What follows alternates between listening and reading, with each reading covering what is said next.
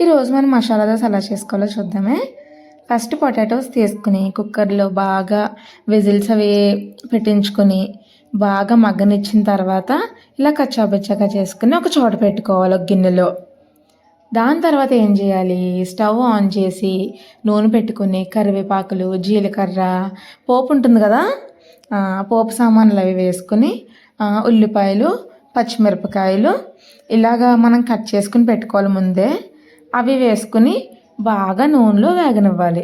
Stove మీద లో ఫ్లేమ్లో పెట్టుకోవాలి.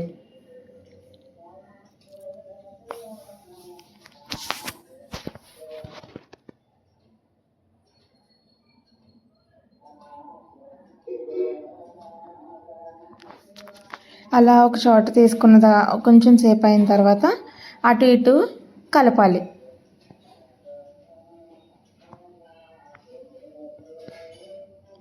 దాని తర్వాత మూత పెట్టుకుని అలా మగ్గనిస్తూ ఉండాలి. దాని తర్వాత ఏం చేయాలి, ఒక చిన్న ప్లేట్ తీసుకుని టొమాటోస్ అవి కట్ చేసుకోవాలి. వేస్టేజ్ అంతటినీ కూడా తీసేసి చాకుతో చిన్న చిన్న ముక్కలుగా టొమాటోస్ని కట్ చేసుకుని పెట్టుకోవాలి.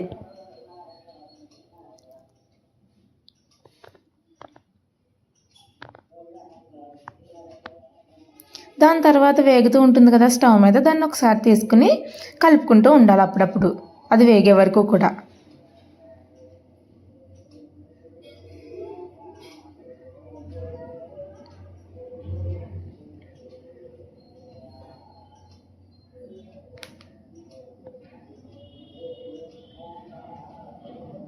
స్టవ్ మీద చూపించినట్టుగా అలా వీడియోలో చూపించినట్టు అలా వేగుతూ ఉంటుంది.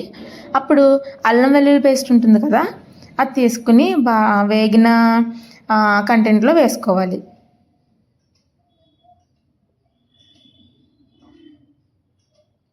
దాన్ని కూడా బాగా కలబెట్టుకుని మళ్ళీ మూత పెట్టుకుని కొంచెంసేపు స్టవ్ మీద మగ్గనివ్వాలి.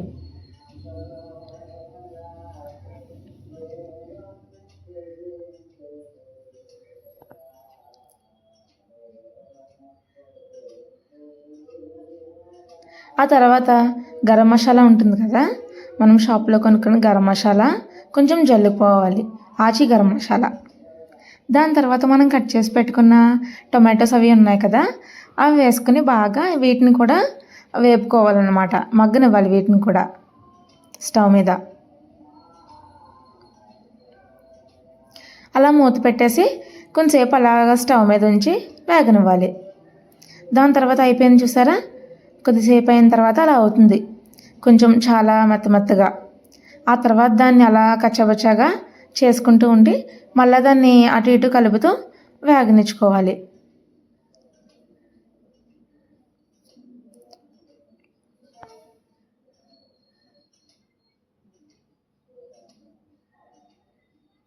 దాని తర్వాత కొంచెం పసుపు,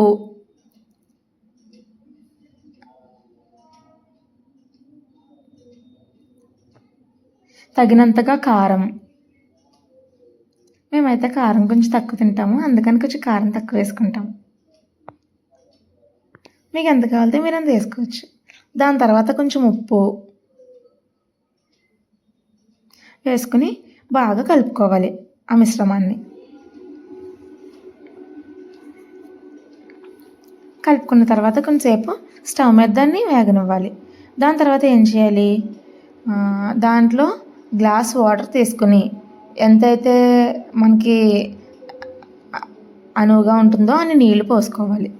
దాని తర్వాత అది బాగా మగ్గనిచ్చిన తర్వాత మనం పక్కన పెట్టుకున్న పొటాటో అది ఉంది కదా, అది తీసి దాంట్లో కలిపేసుకోవాలి.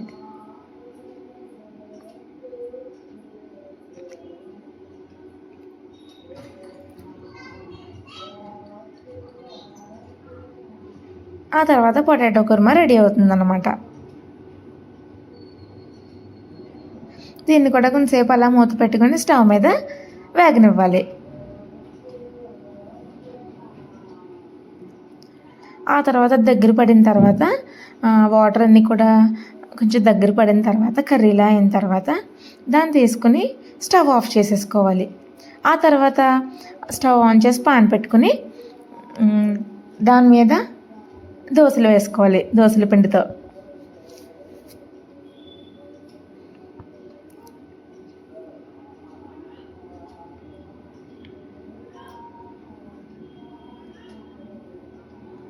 చూడండి దోశ ఎంత బాగా వచ్చిందో రౌండ్గా.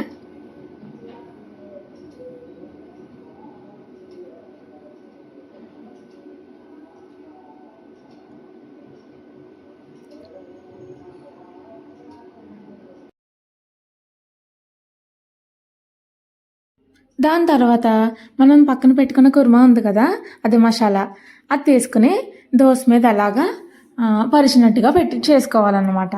దోశ మీద వేసుకోవాలి.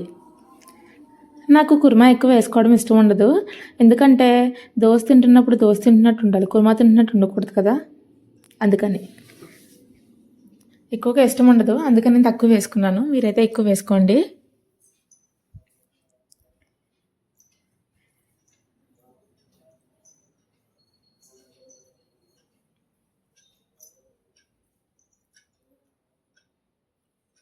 దోశ బాగా కాలే వరకు ఉంచాలి. యాక్చువల్గా దోశని మసాలా దోశలో వన్ సైడే కాలుస్తారు, కానీ నాకు మాత్రం టూ సైడ్స్ కాల్చుకోవడం అంటే ఇష్టం. అందుకని మీకు కావాలంటే మీరు వన్ సైడే కాల్చుకోవచ్చు, నేను మాత్రం దాన్ని టూ సైడ్స్ కాల్చుకుంటాను.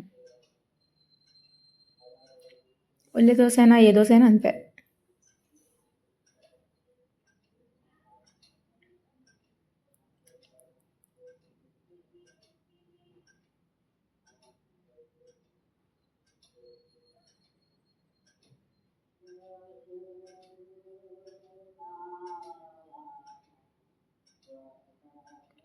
ఇప్పుడు ఒక టెన్షన్ అనమాట, ఇప్పుడు తిరిగేస్తున్నప్పుడు ఎక్కడ దోశ విరిగిపోతుందో అని ఒక టెన్షన్ అనమాట నాకు.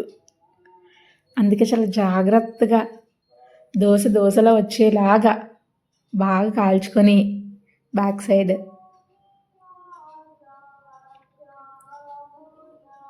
వస్తుందో చూద్దాం ఎలా వస్తుందో. ఓకే, ఒక కాన్ఫిడెన్స్ వచ్చిందనమాట ఇప్పుడు. ఓకే, తిప్పచ్చు, పర్లేదు. చూద్దాం ఏమవుతుందో. విరిగిపోతుందా ఉంటుందా? అమ్మయ్య, బాగానే వచ్చింది.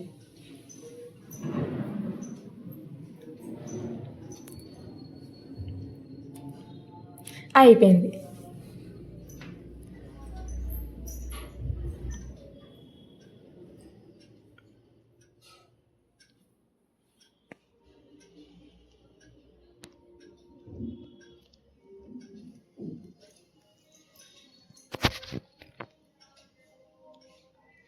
దాని తర్వాత అది బాగా కాలే వరకు స్టవ్ మీద పెట్టుకోవాలి.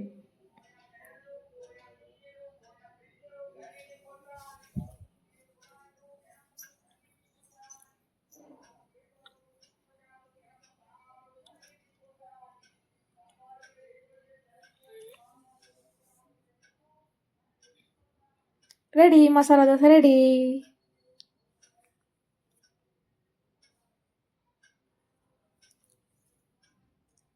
అది తీసి ప్లేట్లోకి సర్వ్ చేసుకోవాలి. ఫస్ట్ దోశ బాగా రాలా, మాడిపోయింది, అందుకే దాన్ని చూపించలే. రెడీ. దాని తర్వాత మీకు నచ్చితే మీ చట్నీ నంచుకోవచ్చు, లేదంటే ఊరికే కూడా తినేయచ్చు. అంత బాగుంటుంది అనమాట మసాలా దోశ. ఓకే.